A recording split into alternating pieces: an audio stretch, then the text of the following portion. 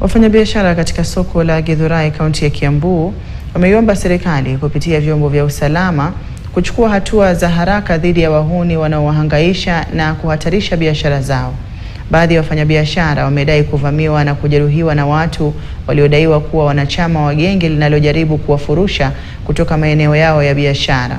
Wakizungumza baada ya kikao katika afisi za naibu kamishna wa kaunti ndogo ya Githurai Mwiki, wafanyabiashara hao walisema licha ya wavamizi hao kufahamika vyema na wakazi pamoja na vyombo vya usalama, hakuna hatua zozote zilizochukuliwa hadi kufikia sasa.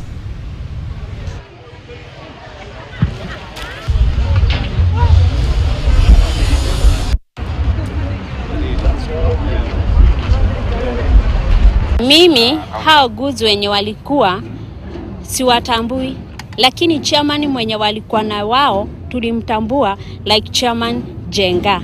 Mimi nilikuwa na mtoto, nilikuwa nimeshika mtoto hivi. Sasa venye walikuja walikuwa wengi, nikashika taribo yangu hivi ikiwa inataka kudunga mwanaume mwingine. Mimi niligongwa ngumi, mtoto akaanguka huko.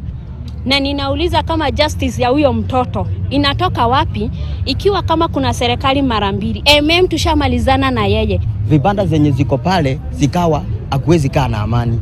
Wakagonga mama na mtoto. Mimi kwangu ambaye mimi nafanyia biashara pale, nilikuwa na watoto wangu wakiwa wametoka shule.